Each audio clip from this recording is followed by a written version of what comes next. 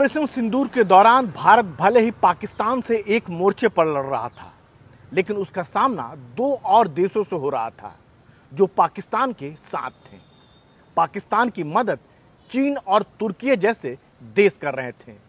कोई हथियार सप्लाई कर रहा था तो कोई पाकिस्तान को भारतीय सेना के मूवमेंट की रियल टाइम सैटेलाइट पिक्चर उपलब्ध करवा रहा था। इसके बावजूद भारत के दुश्मन पाकिस्तान को जीत नहीं दिला सके। पाकिस्तान को ऐसा सबक सिखाया भारत ने कि वो इसका जख्म जिंदगी भर नहीं भूल पाएगा। इसका खुलासा किसी और ने नहीं बल्कि भारतीय सेना के उप प्रमुख ने किया है, जिनकी बातों पर यकीन ना करने का कोई सवाल ही नहीं उठता।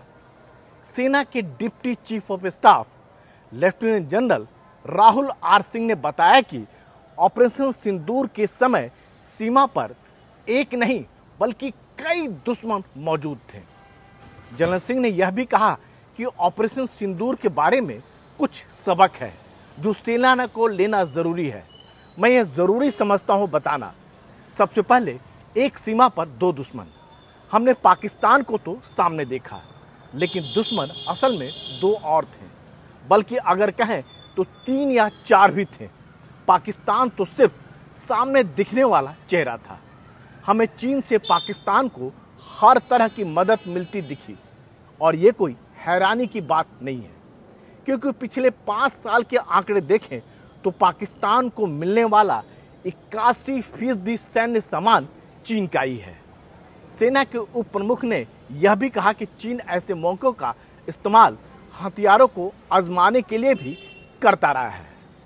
उनका कहना है, एक बात जो चीन ने शायद देखी है वो ये कि वो अपने हथियारों को अलग अलग सिस्टम के खिलाफ आजमा रहा है। जैसे उसने अपने हथियारों को परखने के लिए एक तरह की लाइव लैब पाकिस्तान को बना दिया, और यह उसे आसानी से मिल भी गई। इसके अलावा तुर्की ने भी अहम भूमिका निभाई इस लड़ाई में। तुर्की ने युद्ध के दौरान कई तरह के ड्रोन और ट्रेंड लोगों के साथ पाकिस्तान की मदद की। इन सब के बावजूद पाकिस्तान को मुंह की खानी पड़ी। सबसे बड़ी वजह रही भारत का मजबूत एयर डिफेंस सिस्टम, सर्विलांस और कम्युनिकेशन सिस्टम के बीच बेहतर तालमेल का होना। आकाश तीर के जरिए पाकिस्तान की ओर से होने वाली किसी भी हवाई हमले का पहले ही पता लग जाता, चाहे वो ड्रोन हो, चाहे यूएवी हो, चाहे मिसाइल हो। पाकिस्तान अगर ड्रोन या यूएवी या फिर मिसाइल से हमला करता है तो उसे बेअसर या फिर कहें कि मार गिराने के लिए वैसे ही उपयुक्त हथियारों का इस्तेमाल भारत ने किया। जनरल सिंह ने जोर दिया कि भारत को टेक्नोलॉजी और इनोवेशन पर ज़्यादा फोकस करने की ज़रूरत है। ऐसा हमें एयर डिफेंस सिस्टम चाहिए जो हमारे एरिया की ज़्यादा हिफाजत कर सके। खासतौर से जो आबादी वाले एरिया है, इजराइल की तुलना में तो हम बहुत बड़े हैं। हथियारों के मामले में भी हमें दूसरे देशों पर ज़्यादा निर्भरता ठीक नहीं है।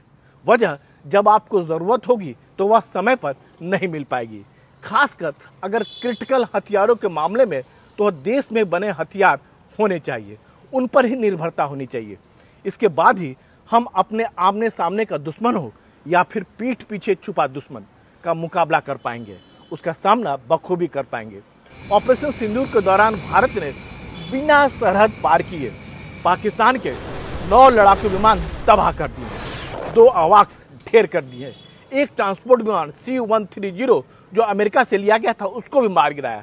फतह और अब्दाली जैसे मिसाइल भी भारतीय सेना के आगे पानी मांगते नजर आए, और पाकिस्तान के कई आतंकी ठिकानों समेत एयरबेस को भी भारी नुकसान भारतीय हमले से झेलना पड़ा।